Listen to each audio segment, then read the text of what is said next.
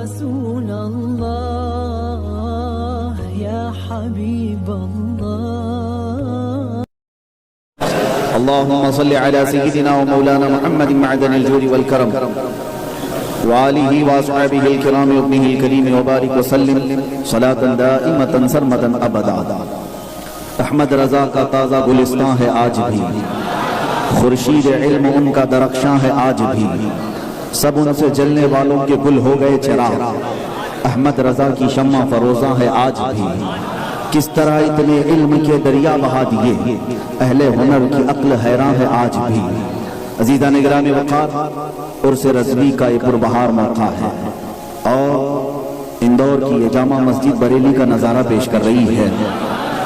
ہماری روحیں بارگاہ اعلیٰ حضرت میں پہنچی اور آج اس مسجد پاک میں بیٹھ کر ہم خراج عقیدت پیش کر رہے ہیں. اللہ ہماری اس محفل کو قبول فرمائے.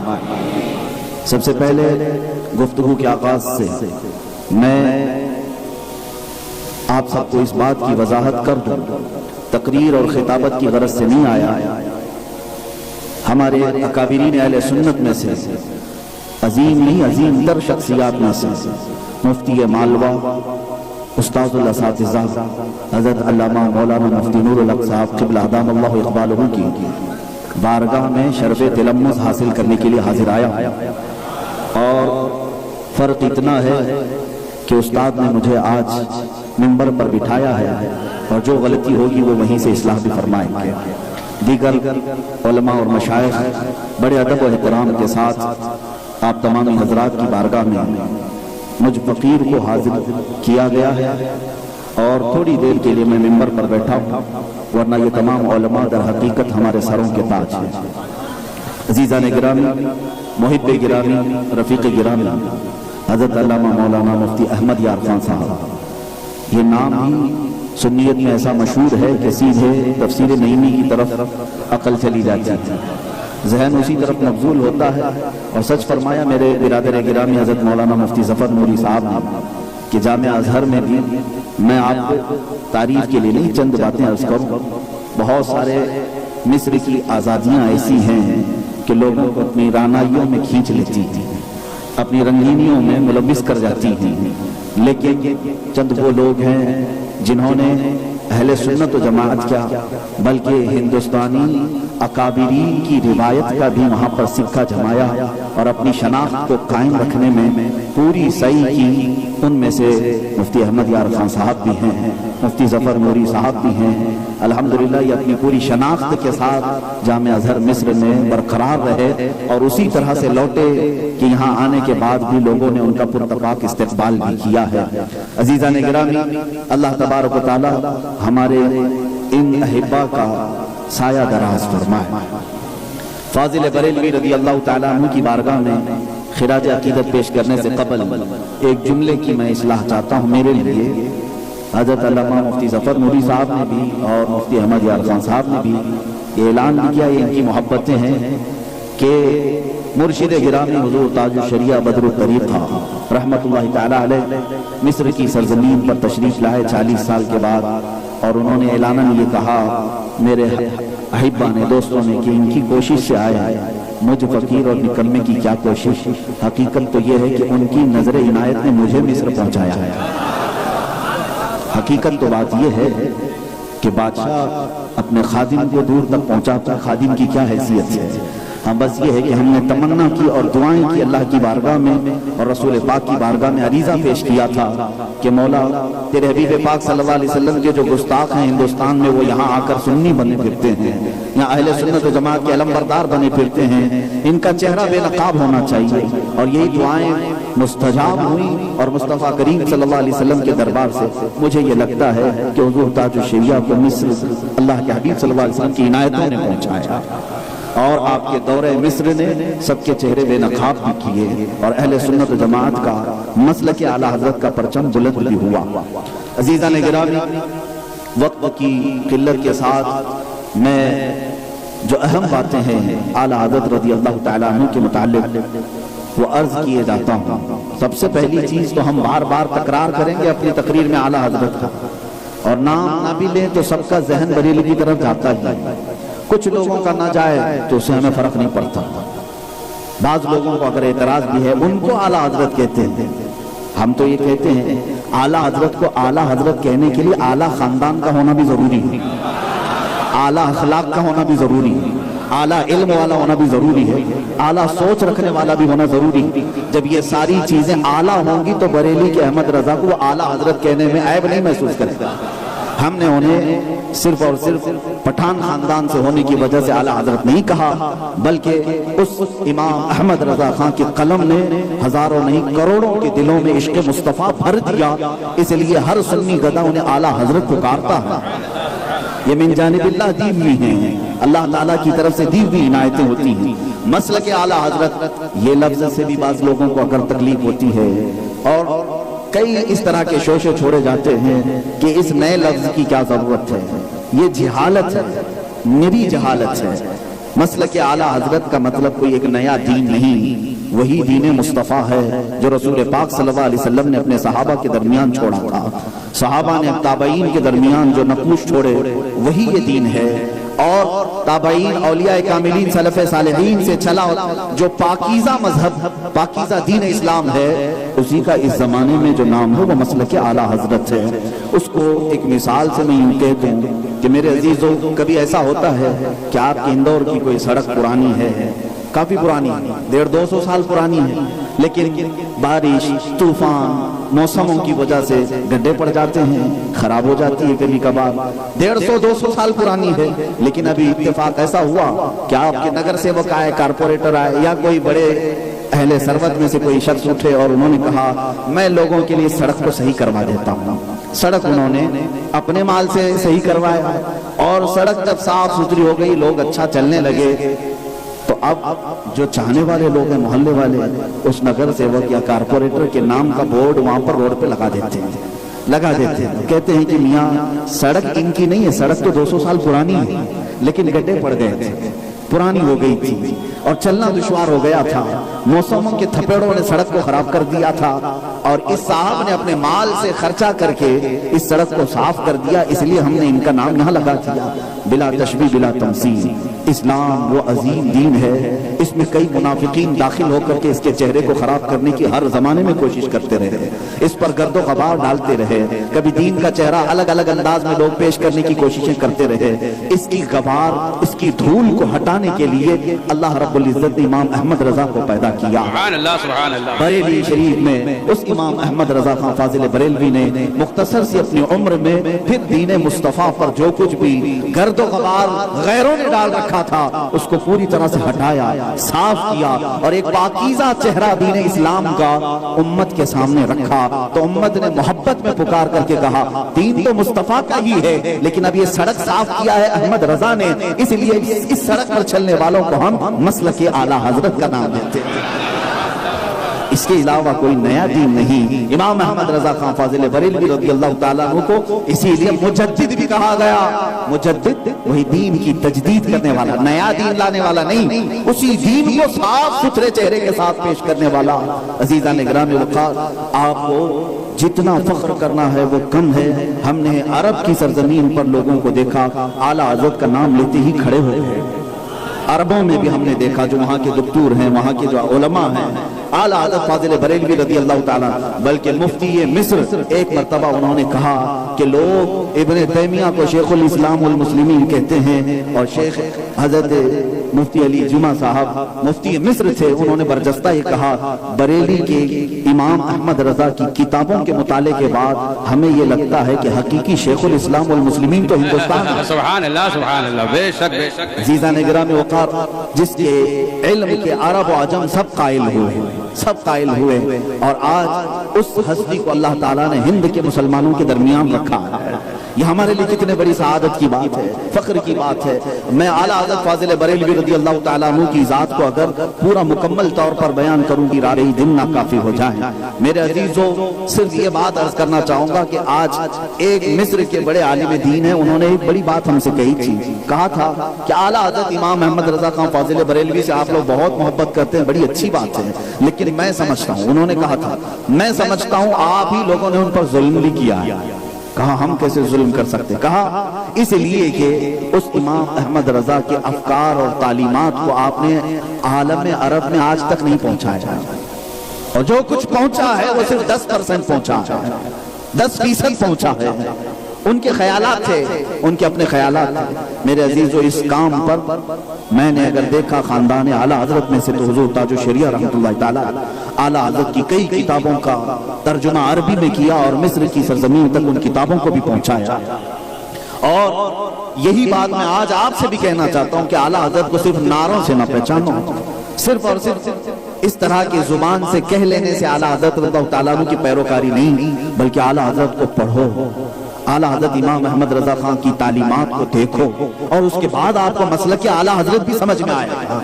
صرف نعروں کا نام نہیں ہے، ان کو پڑھنے کی ضرورت ہے۔ اور ایک بات میں آپ کو بتا دوں، جو اعلیٰ حضرت کو پڑھ کر کے محبت کرتا ہے تو پھر اس کی محبت سب سے جدا ہوتی ہے، سب سے جدا ہوتی ہے، وہ پھر اس کو اپنا ذریعہ معاش بھی نہیں بناتا، اور نہ ہی اعلیٰ حضرت رضی اللہ تعالیٰ عنہ کا نام کسی کے لیے غلط طریقے سے استعمال کرنے کی کوشش کرتا ہے، بلکہ وہ یہ سمجھتا ہے کہ میں نے اعلیٰ حضرت کو بہت قریب سے پڑھا ہے، میری نجات کا ذریعہ دامن اعلیٰ حضرت ہے۔ عزیزان گرامی وقار، ہم نے علماء کو سنا بھی اور پڑھا بھی۔ خود میں آپ کے سامنے یہ تحدیث نعمت کے لیے عرض کر رہا ہوں، میرے والد گرامی خود سرکار مفتی اعظم ہند رضی اللہ تعالیٰ عنہ کے خادموں میں سے، آپ کی مریدین میں سے، اور جن لوگوں نے ان کے مفتی اعظم ہند کو قریب سے دیکھا، اعلیٰ حضرت کے علم کو قریب سے دیکھا، ان کا حال یہ ہے۔ آج میرے گھر میں بھی وصیت نامہ جو لکھا ہوا ہے، یہ صرف میرے گھر کی بات نہیں ہوگی، دوسروں کی بھی ہوگی، جو علماء ہیں، صالحین ہیں، جو قریب سے اعلیٰ حضرت کو جانتے ہیں، تو ان کی وصیتوں میں سے ایک وصیت یہ ہے، سب سے پہلی لائن میں یہی کہ میرا مذہب، میرا مسلک وہی ہے جو اعلیٰ حضرت کا ہے، امام احمد رضا خان۔ اور اس سے اگر ذرا برابر بھی میری اولاد میں سے کوئی ہٹا اعلیٰ حضرت فاضل بریلوی رضی اللہ تعالیٰ عنہ کی، تو ہمارے بزرگوں نے یہ لکھا ہے کہ ہم اس کو اپنی اولاد میں نہیں تسلیم کرتے۔ میرے عزیزو، یہ باتیں اس وقت کہی جاتی ہیں جب اعلیٰ حضرت کو کوئی قریب سے پڑھا ہو اور ان کو دیکھا ہو اور سمجھا ہو۔ میرے عزیزو، سرکار اعلیٰ حضرت فاضل بریلوی رحمۃ اللہ تعالیٰ علیہ بریلی کی سرزمین پر بہت چھوٹی عمر سے دین اسلام کا پرچم بلند کیے ہوئے، 13 سال کی عمر کیا ہوتی ہے؟ 13 سال کی عمر کیا ہوتی ہے؟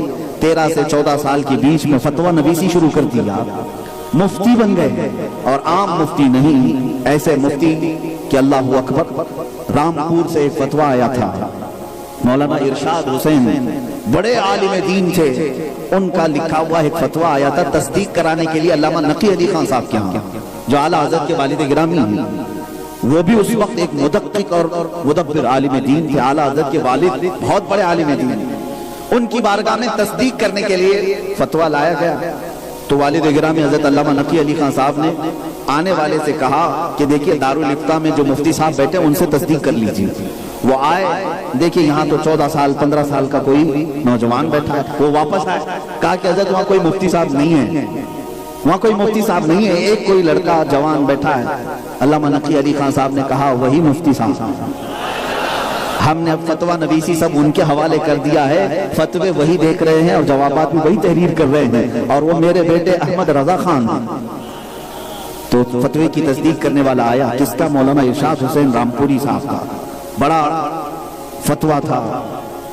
تو اب اعلیٰ حضرت کی بارگاہ میں جب آیا تو آپ نے دیکھا، اور فتویٰ پورا چینج کر اس کے نیچے 100 علماء کی دستخط تھی، جس فتوے کے نیچے 100 علماء نے تائید میں دستخط کی تھی کہ یہ فتویٰ الجواب صحیح، الجواب صحیح، الجواب صحیح، سب کے نام بھی ہیں مفتیوں کے۔ اعلیٰ حضرت نے فتویٰ پڑھا اور پورا فتویٰ چینج کر دیا، کہا ایسا نہیں ہے، ایسا ہے۔ علامہ نقی علی خان صاحب کے پاس آیا تو حضرت نقی علی خان صاحب نے کہا ہاں مولانا احمد رضا خان صاحب نے جو لکھا یہی صحیح ہے۔ جو رامپور سے جو شخص آئے تھے وہ لے کر کے گئے، نواب رامپور اس وقت نوابوں کی حکومت بھی تھی، ان کے پاس یہ فتویٰ پیش کیا گیا، اور جو مفتی تھے رامپور کے جنہوں نے فتویٰ لکھا تھا وہ نواب رامپور کے بڑے قریبی لوگوں میں سے تھے۔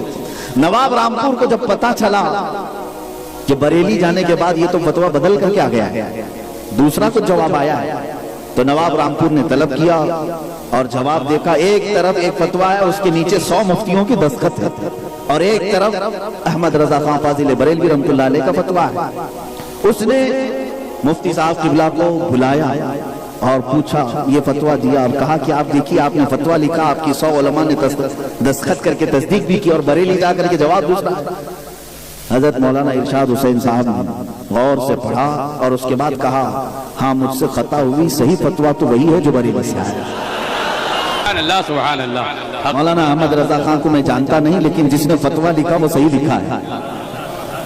تو نواب رامپور نے کہا اگر انہوں نے صحیح لکھا ہے تو یہ 100 جو دستخط ہیں یہ کیا ہیں؟ 100 علماء۔ تو مفتی صاحب قبلہ نے کہا بات در حقیقت یہ ہے کہ میرا مقام و مرتبہ دیکھ کر کے لوگوں نے ویسی ہی دستخط کر دیا۔ اتنے بڑے مفتی صاحب ہیں، صرف جواب صحیح لکھ دینا ہے، پڑھنا کیا ہے؟ تو سب نے میری عزت کا خیال کر کے الجواب صحیح لکھ دیا، لیکن یہ جس کے پاس فتویٰ گیا تھا وہ شخصیت نہیں دیکھتا، شریعت دیکھتا۔ سبحان نعرہ تکبیر، نعرہ رسالت، علماء اہل سنت، مسلک اعلی حضرت، عشق و محبت، عشق و محبت۔ سبحان اللہ سبحان اللہ۔ علم میں اللہ تعالیٰ نے جو مقام اعلیٰ حضرت فاضل بریلوی کو عطا کیا تھا میرے عزیزوں، یہ کسبی نہیں ہے، یہ علم لدنی تھا جو غیبی طریقے سے آپ کو ملا تھا، ورنہ محنت کر کے کوئی 100 سال میں بھی وہ علم حاصل نہیں کر سکتا جو 14 سال میں اعلیٰ حضرت کو اللہ نے عطا کیا۔ اعلیٰ حضرت فاضل بریلوی رضی اللہ تعالیٰ عنہ علم حساب میں بڑے ماہر تھے، علم حساب میں، میتھمیٹکس میں آپ کا ثانی کوئی نہیں۔ آج اگر میتھمیٹک کا کوئی پروفیسر ہے تو میں اعلیٰ حضرت کی کتاب ان کے سامنے پیش کرتا ہوں، وہ اوکلیدس کو، لوگارزم کو حل کر کے دکھائے جو فنڈے انہوں نے لکھے ہیں کتاب میں۔ اعلیٰ حضرت کے 100 سال پہلے کی بات کر رہا ہوں، آج حل کر کے دکھائیں۔ میرے عزیزوں ایسے ٹف مسائل پر جو آج کے زمانے میں یونیورسٹیوں میں سر کھپانے کے بعد بھی حل نہیں ہوتے، اعلیٰ حضرت نے اپنی کتابوں میں لکھا ہے۔ لوگارزم کے مسائل ہیں، اوکلیدس کے مسائل ہیں، جو جدید آج کے آلہ جات سے نکالے جانے والے حساب ہیں، کیلکولیٹر سے، وہ اعلیٰ حضرت نے قاعدے بنا کر کے اس کو حل نکالا۔ لیکن کس استاد کے پاس اتنے حساب آپ نے سیکھے تھے؟ میتھس کہاں سے سیکھا تھا؟ اعلیٰ حضرت سے کسی نے سوال نہیں کیا۔ اتنے ٹف مسائل آپ حساب کے، میتھمیٹکس کے لکھ دیتے ہیں اور پل بھر میں حل کر بھی دیتے ہیں۔ آپ کو کون سے حساب کے ماہر ریاضی داں استاد نے پڑھایا؟ وہ کہتے ہیں نہیں میاں، میرے والد صاحب نے مجھے جمع، نفی اور ضرب 3 ہی حساب سکھائے تھے، پلس مائنس ملٹیپل، یہ 3 جو بیسک اسٹوڈنٹس کو بھی سکھائے جاتے ہیں۔ میرے والد نے مجھے یہ 2 سے 3 حسابات سکھائے تھے، اور اس کے بعد میں منطق و فلسفے میں شغف رکھنے لگا۔ منطق، فلسفہ یہ علوم ہیں، فلسفی اور لاجک جس کو کہتے ہیں، اس پر میں شوق کے ساتھ کتابیں پڑھنے لگا۔ تو ایک دن میرے والد آئے اور مجھ سے یہ کتابیں لے لی، منطق، فلسفہ، میتھمیٹکس، یہ رکھ دو، اور پھر کہا احمد رضا ان تمام چیزوں میں اپنا ذہن اور اپنا وقت خرچ مت کرو، ناموس مصطفیٰ صلی اللہ علیہ وسلم پر محنت کرو، رسول پاک صلی اللہ تعالیٰ علیہ وسلم کے علم شریعت پر محنت کرو۔ اگر تم نے وہ علم حاصل کیا تو یہ سب اللہ تمہیں صدقے میں دے دے گا۔ اعلیٰ حضرت فرماتے ہیں میں نے جمع، نفی اور تفریق ہی سیکھا تھا، ضرب ہی سیکھا تھا، اور اس کے بعد چھوڑ دیا۔ پھر علم حدیث اور علم فقہ میں اپنا سارا وقت قربان کرنے لگا۔ پھر جب مجھے میتھس کا ٹف سے ٹف مسئلہ آتا، میں حضور اکرم صلی اللہ علیہ وسلم کو حاضر و ناظر جان کر قلم اٹھاتا، اللہ اس کو حل کر دیتا۔ میرے عزیزوں دنیا کے تمام مسائل کا حل ہے عشق مصطفیٰ صلی اللہ علیہ وسلم۔ اسی لیے فاضل بریلوی رضی اللہ تعالیٰ عنہ کے اسی نقطے پر میں آتا ہوں۔ پہلے ان کے علم کے کمالات کو میں آپ کو بتاؤں۔ آج جو اعلیٰ حضرت رضی اللہ تعالیٰ عنہ 20-22 سال کی عمر میں جو چیزیں جانتے تھے وہ کئی سالوں تک سر پٹکنے کے بعد بھی لوگوں کو نہیں حاصل ہوتے۔ میں ایک اور مثال آپ کو دے دوں، ان کے کن کن چیزوں میں مہارت، علم فقہ میں وہ بہتر طریقے سے مفتیان کرام ہی بتائیں گے۔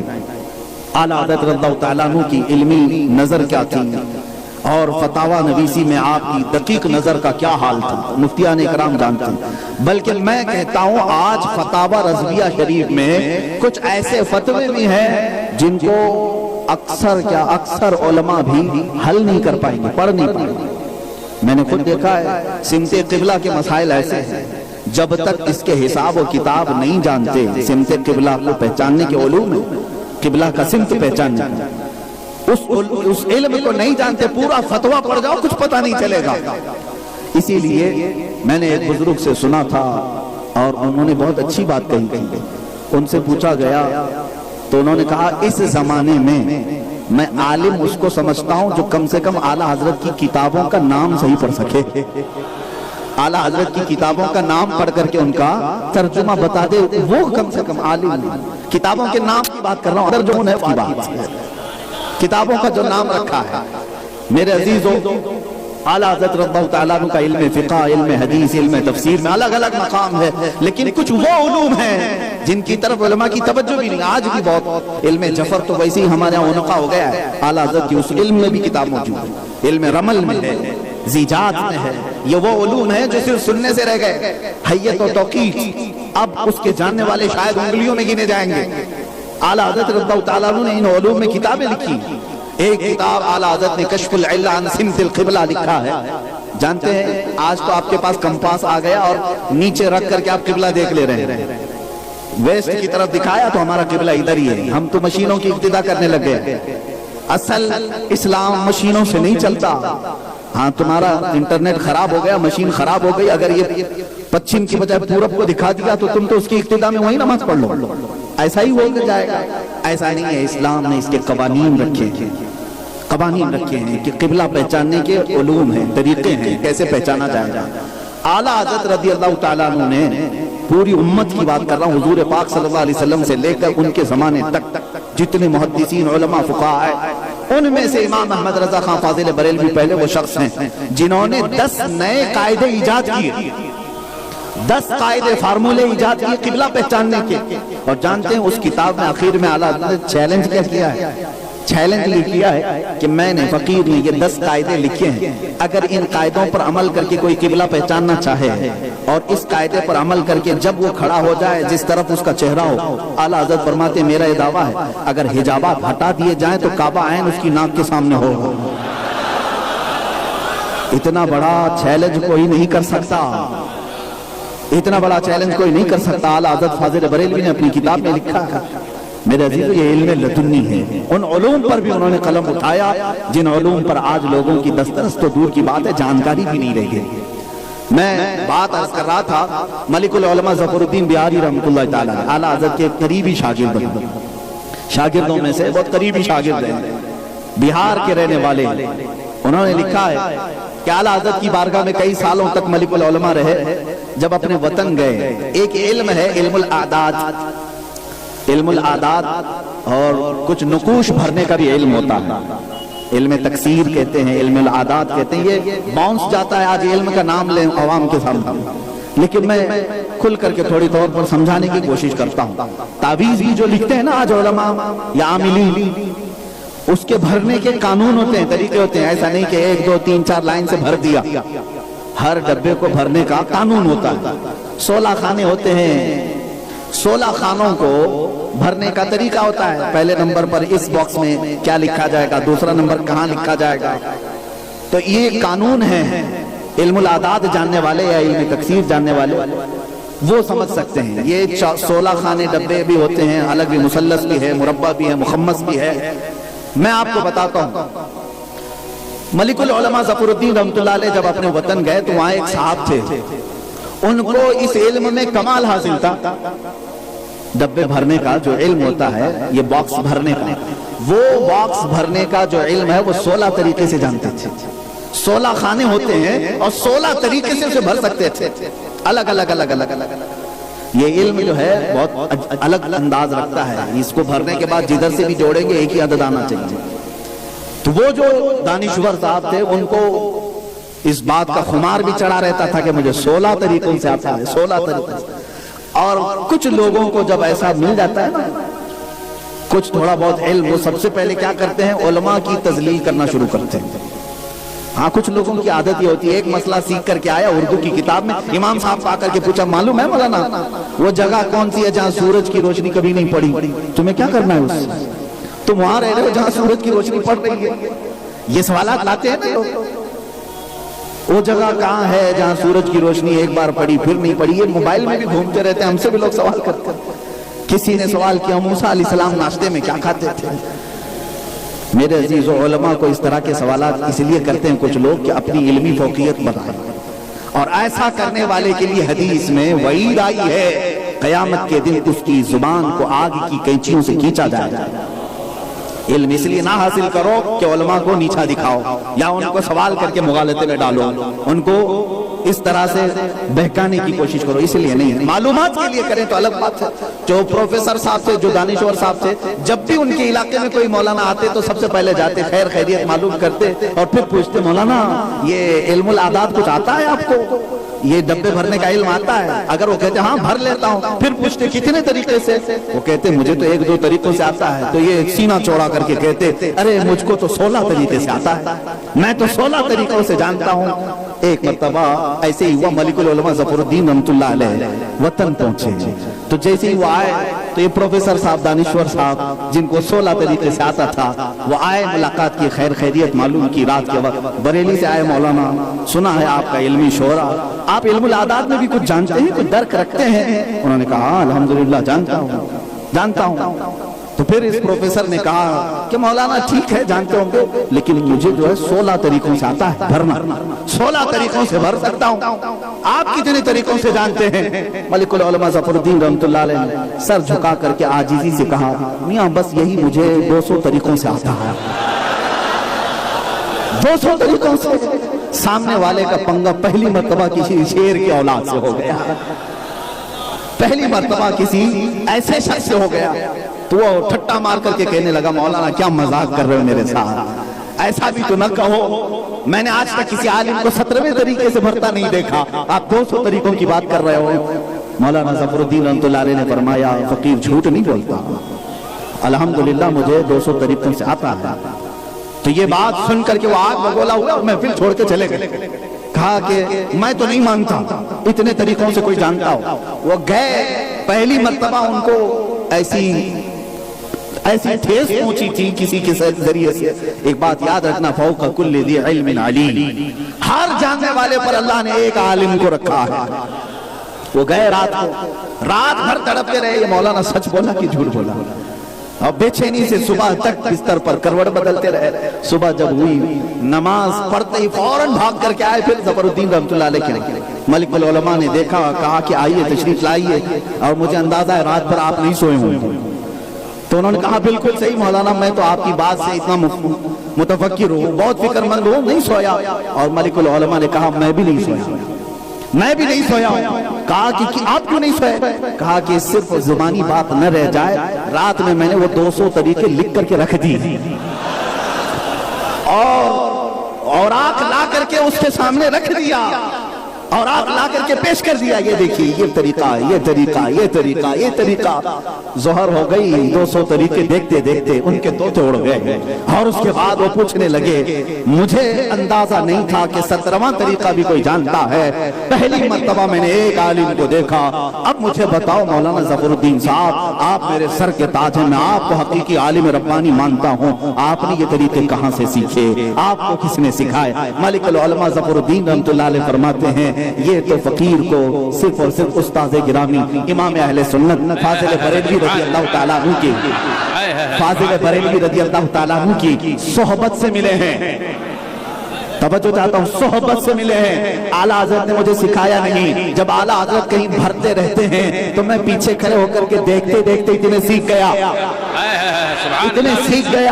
تو ان سے اس پروفیسر نے پوچھا آپ کو 200 طریقے آ گئے، اس بریلی کے مولانا کو کتنے آتے ہیں؟ ملک العلماء کہتے ہیں میں پیچھے کھڑے کھڑے تو اپنی زندگی میں 600 طریقوں سے دیکھ چکا، آتے کتنے ہیں اللہ کے۔ نعرہ تکبیر، نعرہ رسالت، علماء اہل سنت، مسلک اعلی حضرت، عرس اعلی حضرت، عشق و محبت، عشق و محبت، عشق و محبت، عشق و محبت، عشق و محبت، عشق و محبت، سبحان اللہ، سبحان اللہ۔ عزیزان گرامی وقار، اس ہونہار شاگرد نے کہا 600 طریقوں سے تو میں نے دیکھا ہے، آتے کتنے ہیں کہ اللہ ہی جانے۔ اللہ رب العزت بہتر جانتا ہے، رب الجلال نے علم لدنی عطا کیا تھا، اس اعلیٰ حضرت کا تذکرہ میرے عزیزوں ہم جیسی چھوٹی زبانوں سے کہاں ہو سکے ہے۔ اسی لیے شاعر نے بہت اچھے انداز میں نقشہ پیش کیا، کس طرح اتنے علم کے دریا بہا دیے۔ اہل ہنر کی عقل ہے حیران ہے آج بھی، اہل ہنر کی عقل حیران ہے آج بھی. اور اسی لیے فاضل بریلوی رضی اللہ تعالیٰ عنہ کے متعلق جس نے یہ کہا ہے وہ سچ کہا ہے. اگلوں نے تو بہت کچھ لکھا ہے علم دین پر، اگلوں نے تو بہت کچھ لکھا ہے اس علم دین پر، جو کچھ ہے اس صدی میں وہ تنہا رضا کا. تم بیان کرتے جاؤ، بیان کرتے جاؤ، زندگیاں بیت جائیں گی، ان کی ایک فتاوی رضویہ بیان نہیں ہو سکے گی. اسی لیے شرف ملت مارا ربی ادام اللہ اقبالوں نے یہ فرمایا تھا، مینار قصر رضا تو بلند کافی ہے، تم اس کے پہلے ہی زینے پہ چڑھ کے دکھلا دو. ارے فتاوی رضویہ تو کرامت ہے، ذرا ہدایت بخشش ہی پڑھ کے دکھلا دو. حقیقی بات ہے میرے سے، حقیقی بات ہے. اگر ان کے اشعار پر بھی آ جائیں تو حقیقت میں دیکھا جائے تو اعلیٰ حضرت کے اشعار قرآن پاک کی آیتوں کی ترجمانی کرتے ہیں، یا احادیث رسول کا خلاصہ اور مفہوم بیان کرتے ہیں، یا بزرگان دین کے افکار اور سلف صالحین کی تعلیمات کی عکاسی کرنے والے اشعار موجود ہیں. آپ دیکھیں وہ صرف جذبات کے شاعر کا نام رضا بریلوی نہیں ہے، اعلیٰ حضرت امام احمد رضا خان فاضل بریلوی کے اشعار کا مجموعہ یوں ہی ہدایت بخشش نہیں بنا. ہدایت بخشش جو بنا ہے اور حقیقت میں ہدایت بخشش ہے، جو پڑھ لے اس کی بخشش ہے. مجاہد ملت رحمۃ اللہ تعالیٰ علیہ کا ایک قول ان کے شاگردوں سے میں نے ایک سنا تھا. آپ نے فرمایا اعلیٰ حضرت رضی اللہ تعالیٰ عنہ کے اشعار اور نعتیہ دیوان، ہر نعت کی اپنی تاثیر ہے. صرف وہ فرماتے میں نے پڑھا زمین و زمان تمہارے لیے، مکین و مکان تمہارے لیے. اس نعت کے متعلق وہ فرمایا کرتے تھے مجھے ایسا محسوس ہوتا ہے اس نعت کے ہر حرف میں ایک موکل موجود ہے. موکلین ہیں جو اس چیز کو اٹھائے ہوئے ہیں، اور جب یہ نعتیں پڑھی جاتی ہیں انسان تو انسان، جنات بھی مدہوش ہوتے ہیں سننے کے لیے. یہ اہل اللہ کی باتیں ہیں، اہل بصیرت جانتے ہیں. عزیزان گرامی وقار اعلیٰ حضرت کے لیے اسی لیے میں نے سب سے پہلے یہ جملہ کہا، ان کو اعلیٰ حضرت کہنے کے لیے اعلیٰ فکر ہونا والا ضروری ہے، اعلیٰ خاندان والا ہونا ضروری ہے، ورنہ بہتوں کے پیٹ یوں ہی درد ہوتے ہیں صرف اور صرف اس طرح سے. اور میں یہ بھی کہتا ہوں کہ اعلیٰ حضرت سے بغض رکھنے والا، ان سے جلن رکھنے والا اگر ان کے عشق رسالت کی وجہ سے کرتا ہے تو پھر کافر ہو جائے گا. حضور پاک صلی اللہ تعالیٰ علیہ وسلم کی عشق اور محبت کی وجہ سے اگر کوئی ان سے بغض، عداوت اور جلن رکھتا ہے تو اسلام سے خارج ہو جائے گا.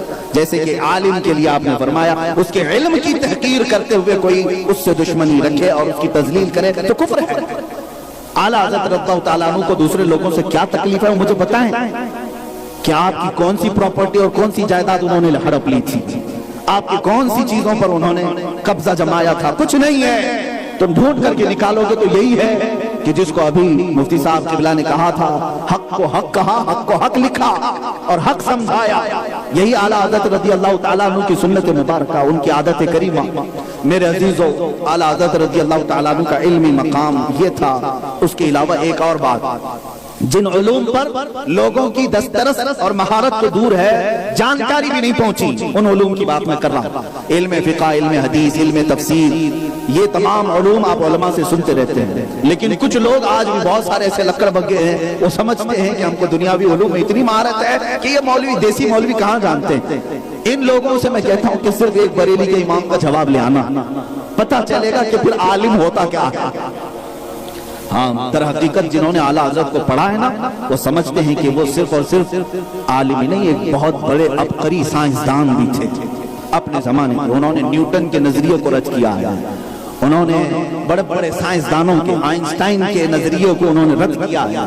آپ دیکھیں علم فلکیات آج ہو سکتا ہے علماء اس سے دور ہو گئے ہوں. اعلیٰ حضرت نے علم فلکیات، علم ارضیات پر کتابیں، آسمانوں کا علم، آسٹرونومی جس کو کہا جائے، آسٹرولوجی جس کو کہا جائے، ان علوم پر بھی اعلیٰ حضرت نے کتابیں لکھی ہیں کہ زمین گردش کر رہی ہے یا نہیں کر رہی ہے. اس پر اعلیٰ حضرت کی پوری کتاب موجود ہے. ستاروں کے علم کے متعلق، علم نجوم جو ہے آج لوگ صرف ہاتھ دیکھ کر کے بھوش بنانے کے لیے، بتانے کے لیے استعمال کرتے ہیں کچھ لوگ.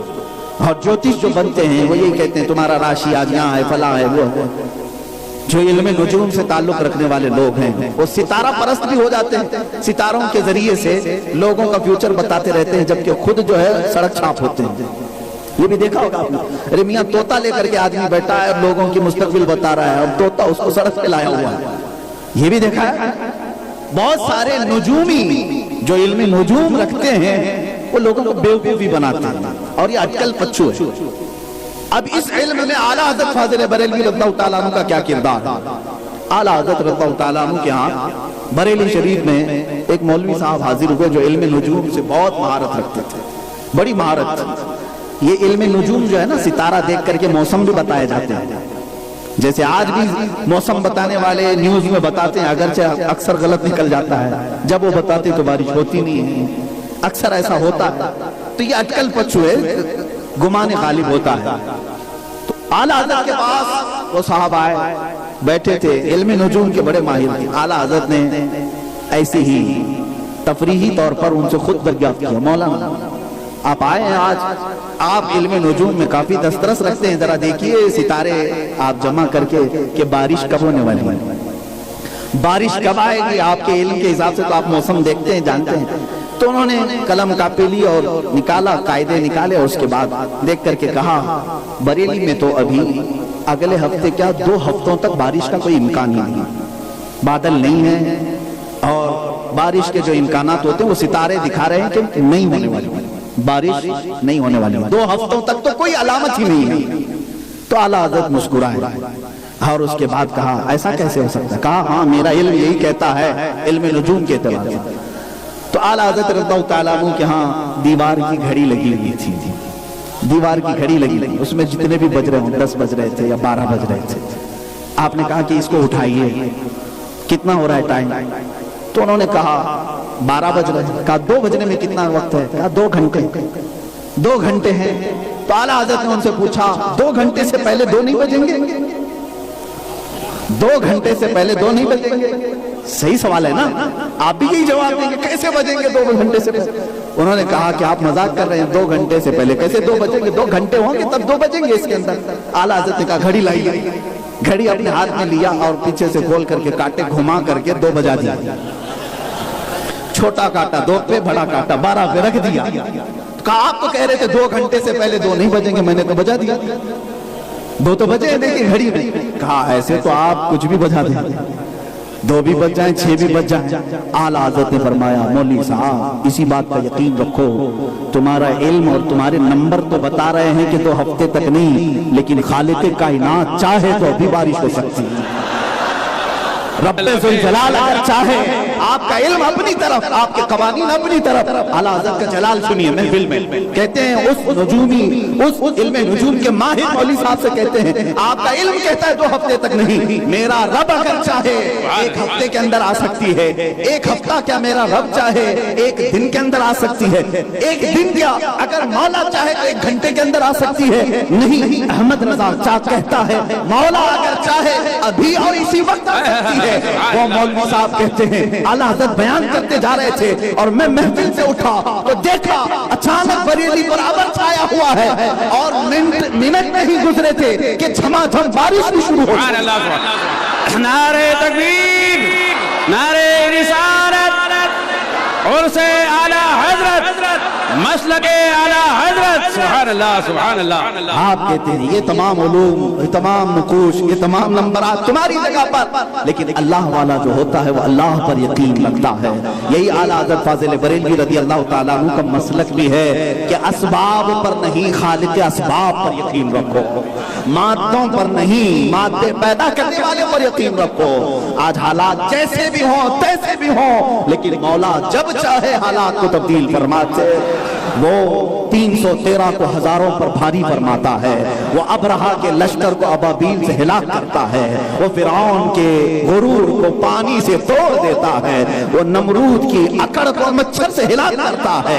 वो जब चाहे हालात को तब्दील फरमाए। मेरे अजीजों, असबाब क्या कह रहे हैं ये इस पर यकीन ना करो। असबाब को तो देखा जाएगा, हमें पता है रोटी हमें डायरेक्ट नहीं मिलती, खेती में गेहूं जाता है, बालियों में आती है, आटा पिसाई होती है और उसके बाद पक करके तवे से निकल आती है। ये असबाब है, हमें मालूम है, लेकिन उसके बावजूद मोमिन का अकीदा ये होना चाहिए अगर मेरा मौला चाहे इन तमाम असबाब के बगैर भी मुझे खिला सकता है।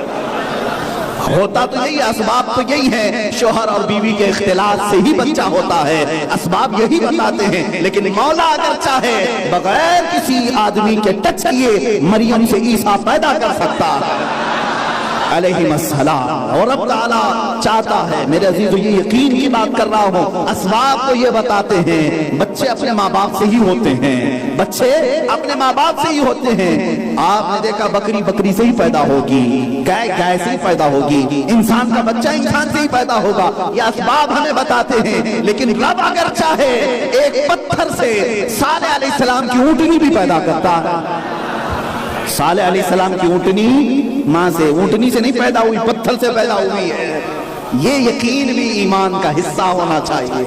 یہ یقین بھی رکھو، مولا اگر چاہے، رب اگر چاہے تو پھر وہ زیر کو زبر کر دے، زبر کو زیر کر دے. عزیزان گرامی وقار، اعلیٰ حضرت فاضل بریلوی رضی اللہ تعالیٰ عنہ کے یہ علمی کمالات کے بعد میں آپ کو ایک لگتی ہوئی بات عرض کر دوں. اس امام عشق و محبت کا جو زندگی گزارنے کا طرز تھا، طریقہ تھا، بعض لوگوں نے یہ سمجھا اتنے علمی کمالات والا، اتنی فقہی بصیرت رکھنے والا، جبل الاستقامت، کنز الکرامت جس کو دنیا آج پکارتی ہے، اس کی زندگی کا حال کیا ہوگا؟ چلتا ہو تو شہنشاہ کی طرح، بادشاہ کی طرح. نہیں میاں، بریلی شریف کی سرزمین ہے. اعلیٰ حضرت فاضل بریلوی کا ایک واقعہ مجھے دل چھو جاتا ہے. میں ہر عرس میں برکت کے لیے ضرور یاد کرتا ہوں، علماء کے لیے، میرے لیے، سب کے لیے نصیحت ہے، سب کے لیے نصیحت ہے. اعلیٰ حضرت رضی اللہ تعالیٰ اعتکاف میں بیٹھتے تھے. ہر سال رمضان میں اعتکاف میں چلے جاتے تھے. جس کی گناہ کو مصروفی يا شفيعنا يا محمد صلى الله عليه وسلم.